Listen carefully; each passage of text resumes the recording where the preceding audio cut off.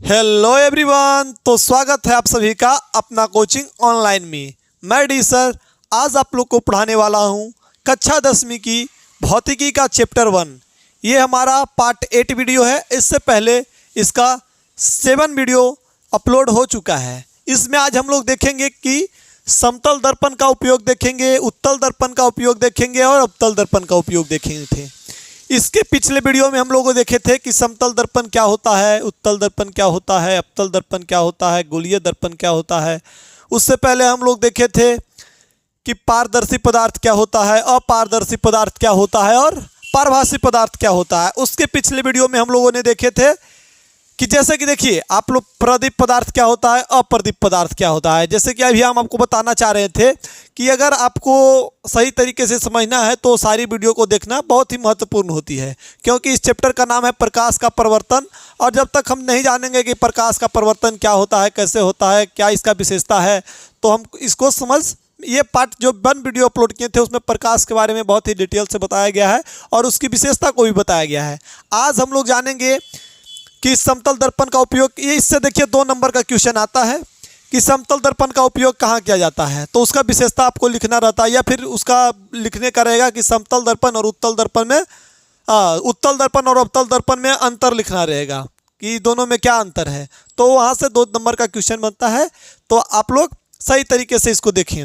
पहले हम लोग जान लेते हैं कि उत्तल दर्पण का उपयोग कहाँ पे होता है, कैसे होता है और क्यों होता है। सारा कॉन्सेप्ट आप लोग का यहाँ पे आज क्लियर हो जाएगा कि मोटर गाड़ी के साइड मिरर में उसका उपयोग किया जाता है। मोटर गाड़ी जो मतलब उत्तल दर्पण का जो पहला उपयोग आपको लिखिएगा वो लिखिएगा कि मोटरसाइकिल जैसे आप लोग चलाते हैं तो उसके साइड मिरर में मतलब 2 गो उसमें साइड मिरर लगा हुआ रहता है, एक इस साइड और एक इस साइड। इस तरीके से देखिए ये हमारा बाइक हो गया अगर, तो इसके एक इस साइड में मिरर लगा हुआ रहता है छोटा सा और एक इस साइड में मिरर छोटा सा लगा हुआ रहता है।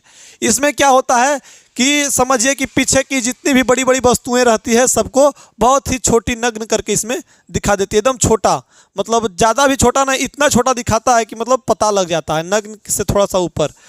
मतलब अगर कोई बस है तो बस कितना बड़ा उसका मतलब कम से कम तो उसका स्क्वायर फीट रहता होगा, तो अगर 10 फीट लंबा और इधर 5 फीट चौड़ा तो 10 × 50 फीट उसका स्क्वायर फीट रहता है। अगर मानिए हेड, तो उसको मतलब इतना छोटा, मतलब उसका 1% का भाग भी ये मिरर नहीं रहता है और उसका पूरा इमेज इसमें बना देता है। दूसरा उपयोग कहाँ किया जाता है तो किसी भी वस्तु का छोटा प्रतिबिंब बनाने, जैसे कि आपको बता रहे प्रतिबिंब छोटा भी बनाता है और सीधा भी बनाता है। तो दूसरा उपयोग क्या किया जाता है, किसी भी वस्तु का छोटा प्रतिबिंब अगर हमको देखना रहेगा, कोई बड़ा वस्तु है अगर उसको प्रतिबिंब छोटा में हमको देखना है तो उसमें उपयोग हम कर सकते हैं किस दर्पण का, तो उत्तल दर्पण का उपयोग उसमें हम कर सकते हैं। अब हम लोग जान लेते हैं कि अवतल दर्पण में अवतल दर्पण का उपयोग कहाँ किया जाता है। तो पहला दाढ़ी बनाने में, देखिए जब घर में दाढ़ी हम लोग बनाते हैं या शेविंग करते हैं, कभी ना कभी ज़रूर देखे होंगे घर में करते हुए, तो होता क्या है कि दाढ़ी छूट जाती है। तो 1-2 दाढ़ी छूट जाती है, छोटी छोटी चीज़ें हैं अगर छूट जाती है तो मतलब उसको देखने के लिए अवतल दर्पण का प्रयोग किया जाता है, क्योंकि जो उसमें छोटी छोटी दाढ़ी रहती है उसको ये बहुत बड़ा बड़ा करके दिखाता है, बहुत बड़ा बड़ा, जिससे के कारण हम लोग को ख़राब लगता है देखने में, तो उसको अच्छे तरीके से शेविंग करते हैं। उसके बाद आइए नेक्स्ट देखते हैं। इसमें लिखना उसी तरीके से रहेगा कि अवतल दर्पण का उपयोग लिख दें, या फिर पूछ देगा उत्तल में अवतल में अंतर पूछ देगा 2 नंबर में, तो उत्तल लिख के ये लिख दीजिएगा और अवतल लिख के इसका अंतर लिख दिया।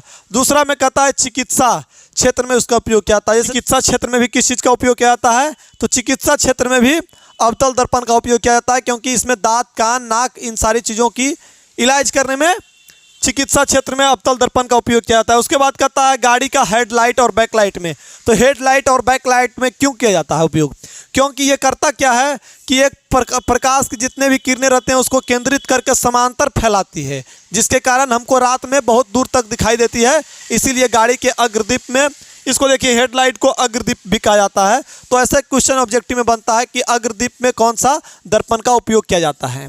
तो आइए अब हम लोग देखते हैं इसका चौथा कहता है कि वस्तु का प्रतिबिंब बड़ा बनाने में। ये जो वस्तु का प्रतिबिंब क्या करता है, बड़ा बनाता है। किसी एक मतलब रियर केस में कहीं कहीं पे छोटा भी बनाता है, लेकिन ज़्यादा इसका उपयोग वस्तु का बड़ा प्रतिबिंब बनाने में किया जाता है। इसके बाद हम लोग देख लेते हैं कि समतल दर्पण का उपयोग किया जाता है, कहाँ किया जाता है। तो समतल दर्पण का उपयोग जो होता है वो देखिए घर में आईना लगा हुआ रहता है, मिरर लगा रहता है, दर्पण लगा हुआ रहता है जिसमें हम लोग अपना फेस देखते हैं। तो उसमें किस चीज़ का प्रयोग किया जाता है? तो समतल दर्पण का प्रयोग किया जाता है। उसमें होता क्या है कि हम लोग का फेस जितना रहेगा, जैसा रहेगा वैसा ही दिखाएगा, इसलिए समतल दर्पण का उपयोग किया जाता है। उसके बाद अगर लिखने की बारी आएगा तो आप लिख दीजिएगा ड्रेसिंग में। देखिए इस तरीके से ड्रेसिंग रहता है। मान लिया जाए इसमें 2 खुलने वाला रहता है, कसने वाला रहता है, इधर जो रहता है एक मिरर इस तरफ लगा हुआ रहता है। तो इसमें भी किस चीज़ का प्रयोग किया जाता है? तो इसमें भी हमारा समतल दर्पण का प्रयोग किया जाता है।